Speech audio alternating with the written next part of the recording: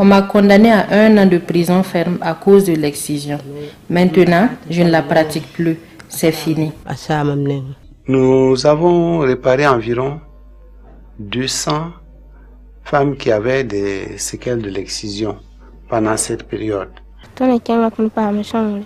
J'ai bénéficié des réparations des séquelles de l'excision.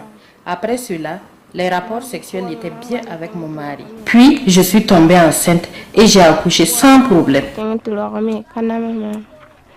L'atteinte de l'objectif tolérance zéro demande davantage de moyens et d'engagement. Il y a un niveau très élevé, un engagement de notre État. Et cela compte énormément. Ce sont là quelques résultats et engagements politiques de très haut niveau découlant de l'exécution du programme conjoint UNFPA-UNICEF pour l'accélération de l'abandon des mutilations génitales féminines au Burkina Faso. Un ambitieux programme qui a commencé dans le pays en 2009.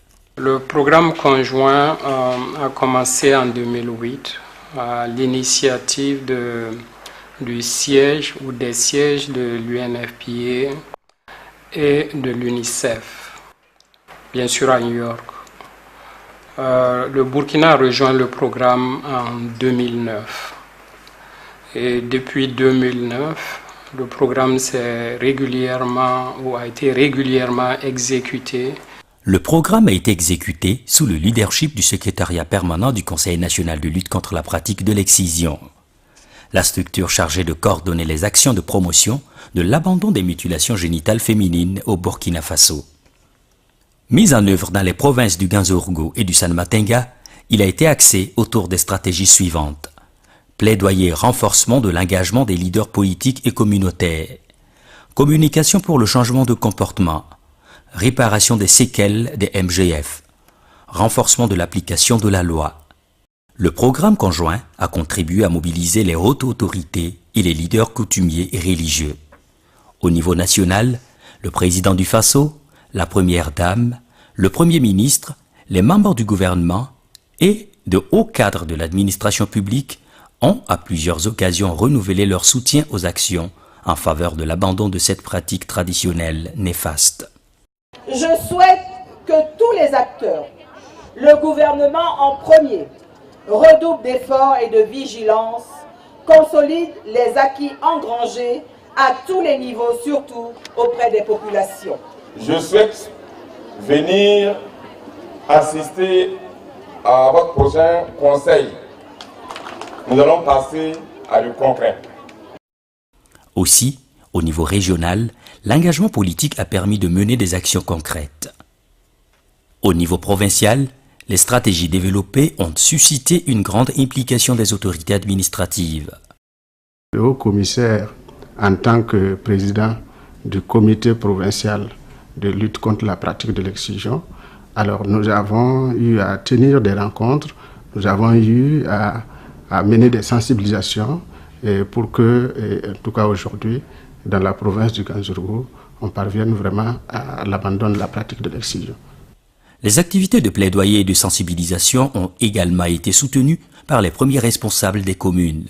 Le maire et tout son conseil municipal se sont mobilisés aux côtés de tous les acteurs qui luttent contre cette pratique-là. Au cours de l'exécution de ce programme conjoint, des réseaux de leaders coutumiers et religieux ont été sensibilisés. Aujourd'hui, les détenteurs des us et coutumes sont fortement engagés en faveur de l'abandon des MGF. L'excision était une pratique culturelle et traditionnelle qu'on perpétuait de génération en génération. À partir de maintenant où le programme nous a permis de connaître ses conséquences, on ne la pratique plus dans nos villages. Nous avions créé un cadre de concertation entre nos chefs. Et au cours de ces rencontres, on demande à chaque chef d'arriver chez lui, d'accord, convoquer ses subordonnés aussi, pour les sensibiliser, surtout la lutte contre l'excision. Pour parvenir à la tolérance zéro contre les MGF, il faut également l'implication des responsables religieux. Le programme conjoint leur a donné l'appui nécessaire pour organiser des prêches et des séances de sensibilisation. Nous sensibilisons les dimanches, nous sensibilisons lors des réunions pastorales, nous sensibilisons lors des camps bibliques. Très sincèrement, avant, l'excision était de monnaie courante à Kwalsimoro. Mais depuis le programme conjoint, depuis que nous avons pu faire nos prêches auprès des leaders des différentes mosquées, nous avons réellement constaté un changement au niveau de la communauté musulmane. Après notre formation et la réception des kits du programme UNFPA UNICEF, nous sommes allés à la rencontre de nos fidèles dans les secteurs. Nous les avons sensibilisés pour qu'ils ne mutilent plus les filles. Ils ont compris et ont arrêté la pratique. Grâce aux actions du programme conjoint UNFPA-UNICEF, la pratique des MGF a sensiblement baissé dans les zones autrefois réputées comme de forte prévalence. Il y avait la persistance de la pratique, mais à partir des activités lancées dans le cadre du programme conjoint, nous avons et nous pouvons dire actuellement que il y a une plus grande prise de conscience au niveau des populations. L'engagement de la communauté, des responsables coutumiers et religieux, a permis de créer un environnement favorable à l'abandon de la pratique des mutilations génitales féminines. Cette situation a été rendue possible grâce à différentes approches que le programme a mises en œuvre. Le programme Yamwekre, c'est un programme d'éducation à base communautaire destiné à faire la promotion de l'abandon de la pratique de l'excision et la promotion des droits humains. Puisque la pratique de l'excision est vue comme une norme sociale, là, le programme travaille à ce que la norme sociale soit changée. Norme pratique qui devient la norme au niveau communautaire. À travers les activités communautaires, ce sont au total 1441 animateurs et membres de noyaux relais et 305 communautés qui sont engagées à accompagner le programme. Afin de permettre aux femmes qui souffrent des séquelles des MGF de retrouver une vie normale, le programme a formé des agents de santé sur la réparation des séquelles. Nous avons réparé environ 200 femmes qui avaient des séquelles de l'excision pendant cette période. Et beaucoup sont satisfaites, et surtout parce que la technique, elle est non seulement facile, mais les échecs, il n'y en a pratiquement pas. Ainsi, des centaines de filles et femmes ont retrouvé leur santé et leur dignité. Des couples ont retrouvé la joie de vivre leur sexualité. C'est le major de Zamsé qui m'a référé à l'hôpital de Zorgo.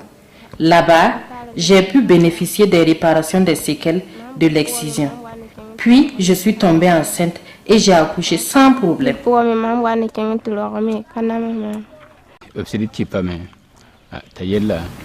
Effectivement, nous sommes allés et à notre retour, les rapports étaient possibles et agréables.